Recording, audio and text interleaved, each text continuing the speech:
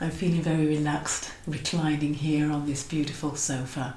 I'm in a different place today where it's nice and quiet and I can record. I'm going to be talking about self and wisdom, delving deeper into these ideas that are, we could say they're Gnostic, but it's kind of like fusing Gnosticism, spiritual growth and depth psychology. This is the teaching that's coming through. And it's going to be centred around this book, the Pistis Sophia, which is arguably the most important of all the Gnostic texts. I've had this book a while, you may recognise it, I've done other videos using it, but not really known how to use it in videos because it's so complex. The mythology, the stories, the characters in it, and I always thought it took us on a tangent away from what I wanted to talk about. But what I'm being shown is that it's a really helpful tool for understanding the soul. And certainly Carl Jung used it in this way. So he wanted to define or explain about the relationship between mind and thought and the material world. That's really what depth psychology is. How do these things interrelate, or how do they coexist?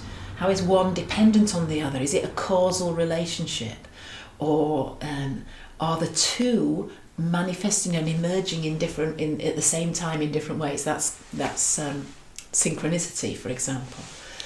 And Carl Jung was hugely influenced.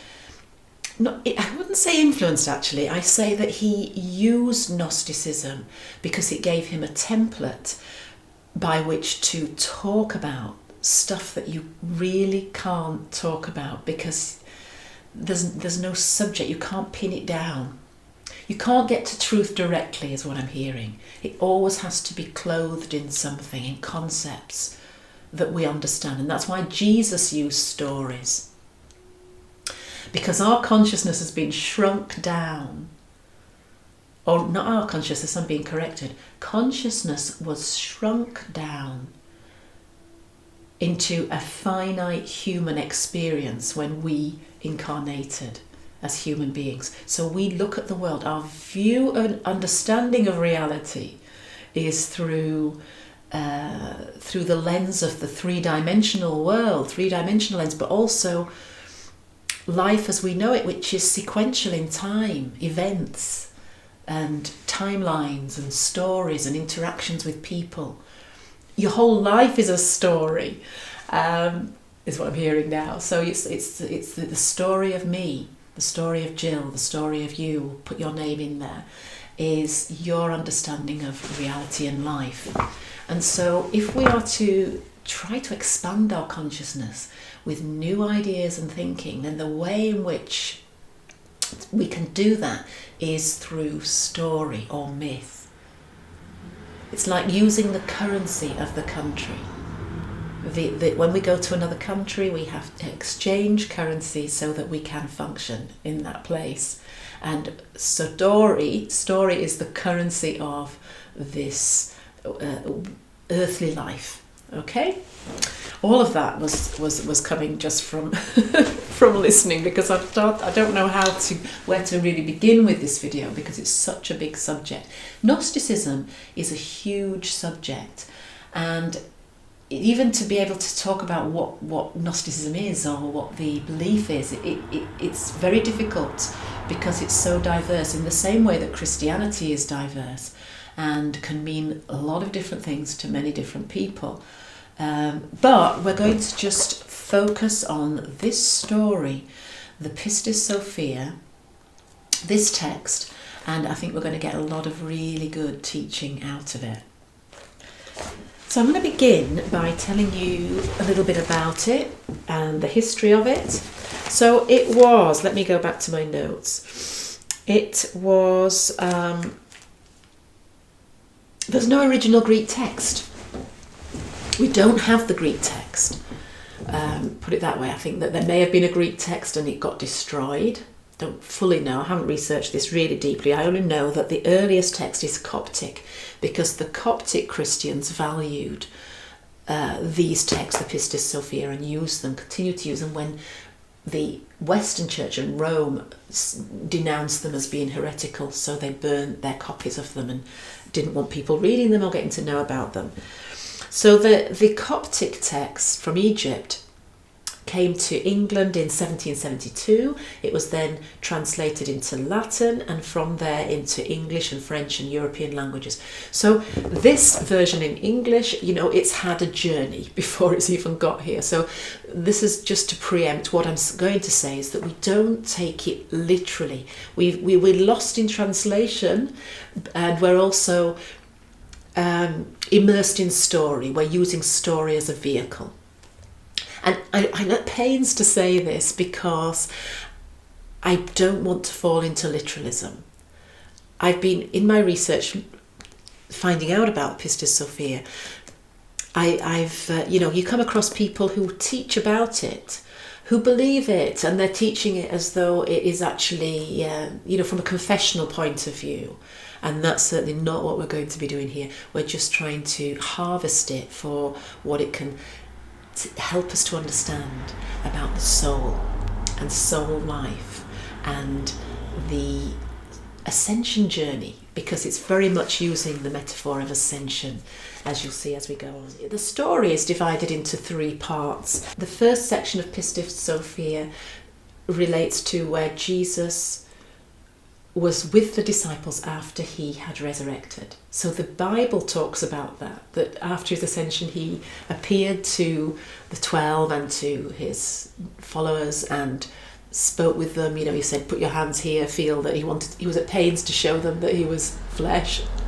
And we have that all in the Bible narratives. And then he ascended to heaven.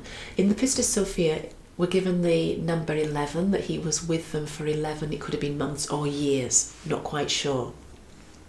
And then he ascended. So the first part is about Jesus being with his disciples. The second part is him suddenly being elevated up to heaven. He was taken up to heaven for 30 hours. Okay, and then he returned. He came back to tell the disciples and his followers what he experienced, what it's like in heaven, what his journey into, the higher realms was like. And it is realms. So we have this picture of these many layers above earth, and each one kind of like going higher vibrationally. 13 aeons it talks about, and each aeon, we think of aeons as time usually, but an aeon in the Pistis Sophia is a realm of consciousness, a level of consciousness. See how it starts to get interesting already? You're making connections with how we understand our own spiritual journey and how we can feel these vibrational shifts when we're just in a different sort of zone and headspace. And it has a different sort of signature vibrationally. So there are 13 of them, all the way up to the heights of heaven, to the treasury of light, or to the pleroma, to the gateway to the pleroma. And the pleroma is like the big overarching heaven where you're in the highest heaven with the Most High, where there is no duality, no form. Okay? So we're moving up from earth, and we're thinking of these aeons as like levels of consciousness that we go through. And at each of the gateways, if you like, or portals to the different layers and levels, there's an archon who rules over that level, that aeon. And the archons are... it doesn't actually explain what they are, because this is all story. Okay, but this is where Carl Jung got his idea of archetypes as being kind of like powerful thought forms that have effects. We can never pin them down or see them. We can only observe the effects that show up through behaviour, through what happens. And then we can say there's an archetype at work there, there's an archon. So this is it, what Paul would talk of as the principalities and powers, okay? And when he travelled through these different aeons and he got to the 13th, he met or saw Sophia.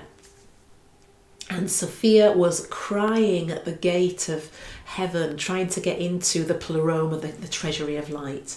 And the reason that she was so like woeful and grieving and upset was because she felt that she couldn't get in, and she'd lost her, she couldn't get home, because the pleroma is the home of wisdom. It's the home of all souls. It's the origin of the world. It's being back home with Source. And it's the place of non-duality, where there is no, by that I mean there is no form, there's nothing to experience. So we come down to experience, and then we're trying to find our way back home, going up through these layers. And this is what Sophia did, but she kept getting distracted, because she would see these shining ones, she would see things that drew her in. And one was called, let me see, because I thought this name was really quite interesting, the self-centered one. It actually mentions this, one of the archons, as the self-centered one. And she'd believed them, and they'd stolen her light. And the idea is that these archons try to keep you trapped in these lower levels of consciousness, because they have no power of their own. They're drawing from your light, and so they're chasing her for her light. But she's decided that she's seen through the deception, and she wants to find a way home. And when she sees Jesus on his journey, she recognizes his great light, and she recognizes him as the saviour. And so she pleads with him to help her to get back home to the highest, the light of all lights. And that's really what we get in the Pistis Sophia. We get all these lamentations, or what they call them the metanoias of Sophia. And metanoia is a Greek word. I don't know quite why it's in there if we don't have the Greek original text, but anyway, we've talked about metanoia before, usually translated as repentance. But if we look at the actual word itself, meta means greater, bigger, and noia means mind. So when she is lamenting and repenting, she's actually pleading for an expansion of mind, and she's appealing to Jesus to help her to have this expanded consciousness that gets her back home into the pleroma. Okay, so that's the Pistis Sophia, a race through introduction to it, and how I'm going to be using it. Next time we'll be thinking about the main character of the story, Sophia. Who is she? How does she relate to our lives? And the questions we might have about our own soul's journey and soul growth. Okay, how can we find ways of relating to Sophia? All of that I'm going to be exploring next. Any comments or questions, please include them at the bottom of this video, because I will then address those when I'm preparing for the next video. And yeah, just thanks for watching.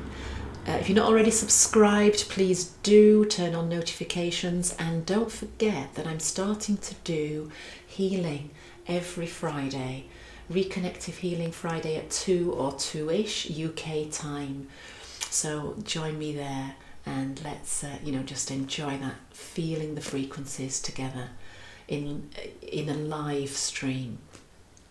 Okay, I can never quite be sure if what's going to happen, if there's going to be interruptions, or if I'm going to manage to get everything working properly. But I want to do it. I want to do it because I know that that's a way that we can grow together, and it's really important. So see you soon. Take care. All my love. Bye.